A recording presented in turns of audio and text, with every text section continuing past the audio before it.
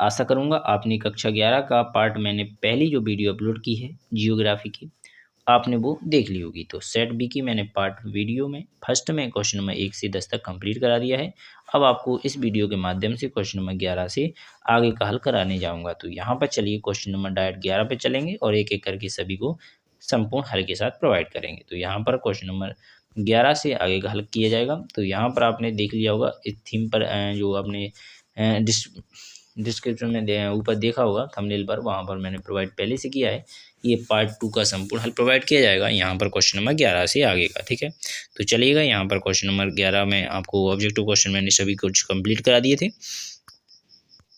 तो डायरेक्ट आपको चलना है क्वेश्चन नंबर 11 पर। तो ये चल रहे हैं, आप देख लीजिएगा। ये मैंने संपूर्ण अच्छी तरह से आपको फर्स्ट वाली वीडियो में कंप्लीट करा दिया है, तो जाकर देख लीजिएगा। इसके बाद आता है क्वेश्चन नंबर 11। ये रहा आपका क्वेश्चन नंबर 11 और 12। तो इन दोनों को आप एक एक करके अच्छी तरह से पढ़ लीजिएगा। अब मैं इनके आंसर प्रोवाइड करने वाला हूँ। तो क्वेश्चन नंबर 11 का आप देख सकते हैं, बांगर से आप क्या आशय है। तो ये रहा वांगर, आपकी भूमि हो जाएगी। तो इस प्रकार क्वेश्चन आंसर 11 का कंप्लीट हो जाता है। अब आता है क्वेश्चन नंबर 12 का आंसर।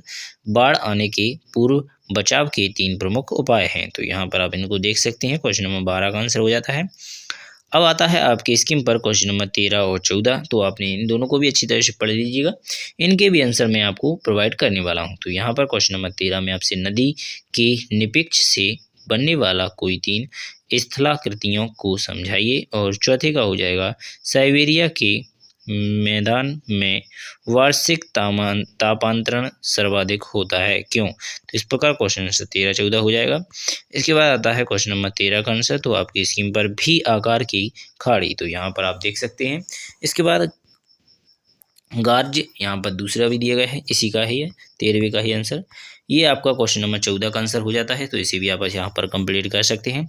चलिए क्वेश्चन नंबर 15 और 16 आपकी स्क्रीन पर दिया गया है, तो इनको भी अच्छी तरह से देख लीजिएगा। चलिए एक एक करके इन दोनों के आंसर देखेंगे। तो ये रहा क्वेश्चन नंबर 15 का आंसर। इसके बाद आता है क्वेश्चन नंबर 15। तो यहाँ पर ये 15 का ही आंसर है, दोनों ध्यान रखें। ये आता है आपका क्वेश्चन नंबर 15 का अथवा का आंसर। तो अगर अथवा पसंद हो तो अथवा कर लीजिएगा। अब आपका आगे का क्वेश्चन यानी क्वेश्चन नंबर 16 आपकी स्क्रीन पर आ चुका है।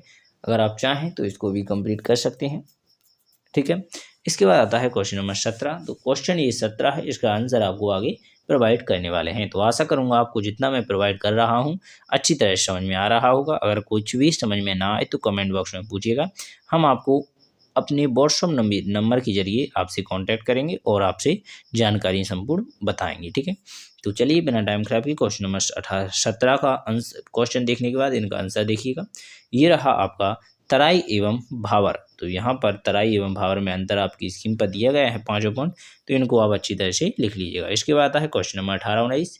तो आपकी स्क्रीन पर क्वेश्चन नंबर 18-19 दिख रहे होंगे, इनको अच्छी तरह से पढ़ लीजिएगा और एक एक करके इन दोनों के आंसर प्रोवाइड करने वाले हैं हम आपके लिए। तो पहले क्वेश्चन 18 में पूछा गया है, पृथ्वी की आंतरिक संरचना का सचित्र वर्णन कीजिए। उसके 19वें क्वेश्चन में पूछा गया है, भारत की जलवायु को प्रभावित करने वाले कोई 4 कारक का वर्णन कीजिए। तो ये रहा आपका क्वेश्चन आंसर 18 का आंसर। तो यहाँ पर 18 का अथवा वाला है, यानी वेग वेंग सिद्धांत का वितरण वर्णन कीजिए, ठीक है। इस प्रकार क्वेश्चन आंसर 18 का आंसर आपकी स्क्रीन पर हो जाता है। तो चलेंगे अब आप देखने वाले हैं क्वेश्चन नंबर 18 का ही आंसर है यहाँ पर भी।